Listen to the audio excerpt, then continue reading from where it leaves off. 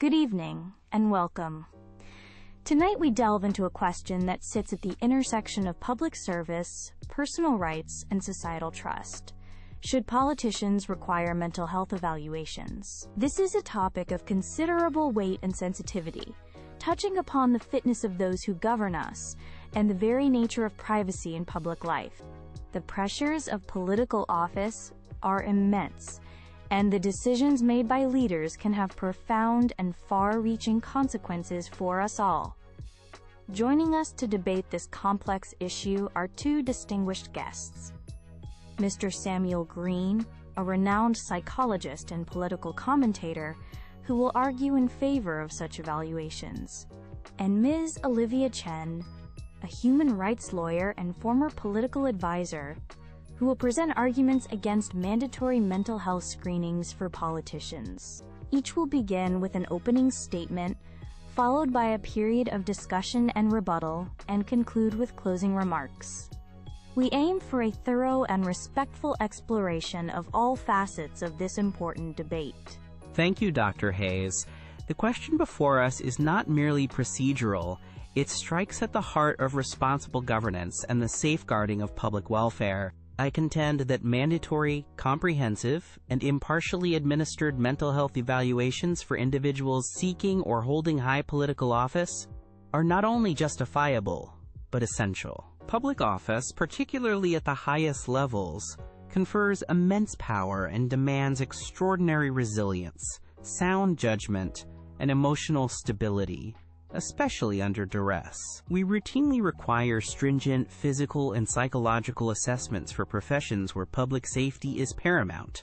Airline pilots, law enforcement officers, even commercial drivers. Is the mental well-being of those steering the ship of state, making decisions that affect millions, sometimes billions of lives and the security of nations, any less critical? The potential impact of undiagnosed or untreated mental health conditions, such as severe depression, debilitating anxiety, paranoia, or personality disorders, on a politician's decision-making capacity, their judgment, and their overall stability can be catastrophic. History, both recent and distant, offers sobering examples of erratic leadership, where questions about the mental state of leaders were raised, often too late, after significant harm had occurred. This is not about stigmatizing mental health. On the contrary, acknowledging its importance in such critical roles can help destigmatize it more broadly.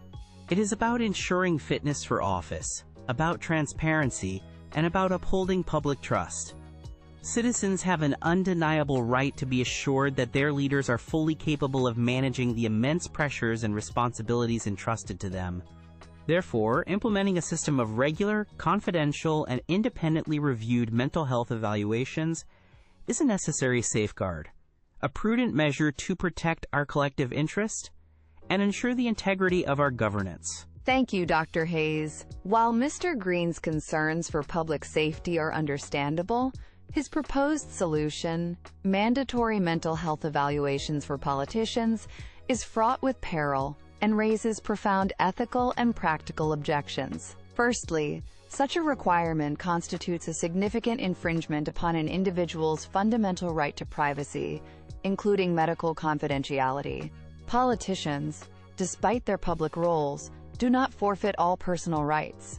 The information gleaned from mental health evaluations is inherently sensitive and deeply personal. Who would have access to it? How could we genuinely guarantee its protection from leaks or misuse in highly charged political environments? This brings me to my second point: the substantial risk of these evaluations being weaponized. Imagine the potential for such a system to be used as a political tool to discredit opponents, to smear reputations, or to silence dissenting voices based on subjective interpretations of psychological assessments. The politicization of mental health in this manner would be incredibly damaging, not only to the individuals targeted, but also to the public's perception of mental health itself, potentially increasing stigma rather than reducing it. Furthermore, the nature of mental health diagnosis is complex and often subjective. Defining a clear, objective, and universally agreed-upon standard of mental fitness for political office is an exceptionally difficult, if not impossible, task. What criteria would be used? Who would define them? And how would we prevent cultural biases or narrow definitions of normalcy from unfairly excluding capable individuals with unconventional thinking styles, or those who have successfully managed past mental health challenges? Finally, such a system could very well discourage many competent and ethical individuals from seeking public office, fearing the intrusive scrutiny, the potential for misinterpretation of their mental state, or the lifelong label that might ensue. This would ultimately shrink the talent pool and harm our democracy. Thank you both for your compelling opening statements. Mr. Green, Ms. Chen has raised significant concerns about the potential for misuse and the politicization of these evaluations. How would you ensure these assessments remain objective and are not weaponized in the political arena? That's a critical concern, Dr. Hayes, and one that must be addressed robustly. The system I envision would rely on an independent, nonpartisan board of highly qualified mental health professionals, operating under strict ethical guidelines and legal safeguards.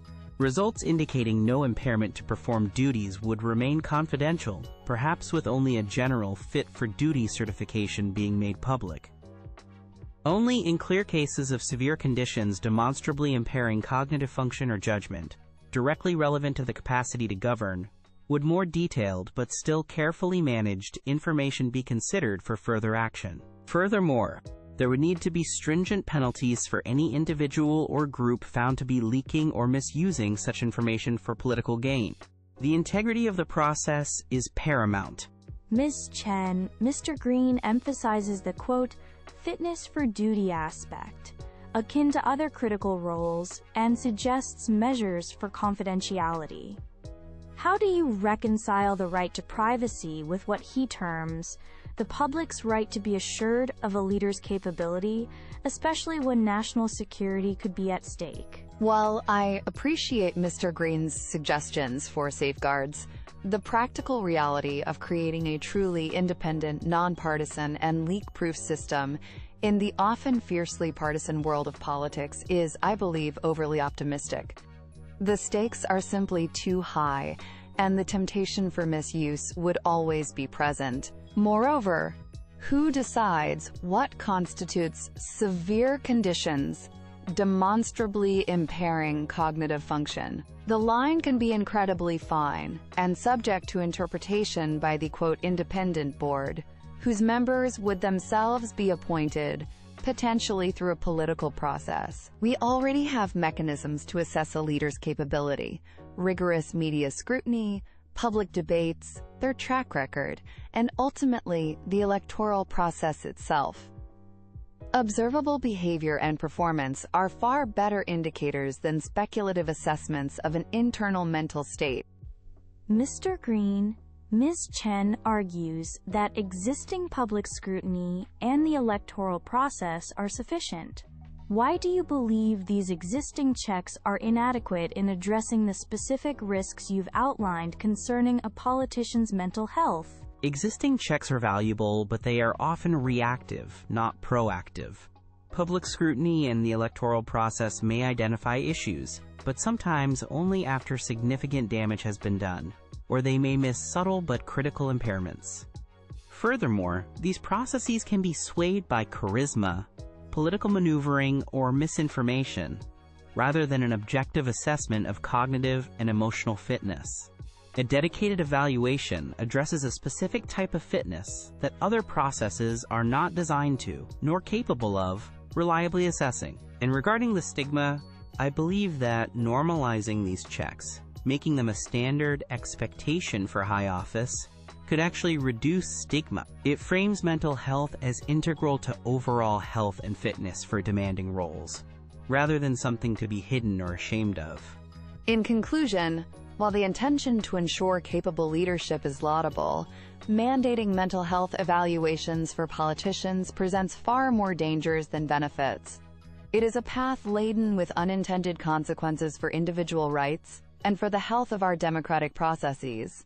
The inherent subjectivity in mental health assessment, coupled with the high-stakes nature of politics, creates an unacceptable risk of these evaluations being misused to unfairly target individuals, suppress dissent, or manipulate public opinion.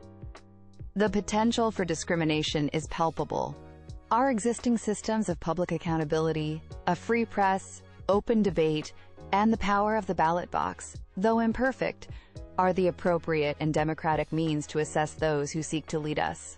Let us focus on strengthening these transparent mechanisms, rather than creating new, opaque systems that could erode privacy and be easily politicized. We must protect our democratic principles and avoid measures that could ultimately weaken, rather than strengthen, our governance. To summarize, the call for mandatory mental health evaluations for politicians is not born from a desire to penalize or stigmatize, but from a profound respect for the immense responsibilities of public office and a commitment to public safety. The unique pressures and powers associated with high-level political roles necessitate an additional layer of assurance regarding a leader's psychological fitness, an assurance that current systems do not adequately provide. This is fundamentally about capacity and fitness for duty, akin to standards we accept in other critical professions. With carefully designed independent oversight and strict confidentiality protocols, the risks of misuse can be substantially mitigated. Ultimately, ensuring that those in the highest echelons of leadership possess the mental fortitude and stability required for their roles is a vital safeguard for our society. It is a call for greater accountability and a prudent step towards more resilient and reliable governance. Thank you, Mr. Green and Ms. Chen, for this rigorous and enlightening discussion. You've both presented compelling arguments on a truly complex and often contentious issue. Mr. Green has emphasized the paramount importance of public trust and the potential risks of unevaluated leaders, advocating for evaluations as a safeguard for fitness in high-stress roles.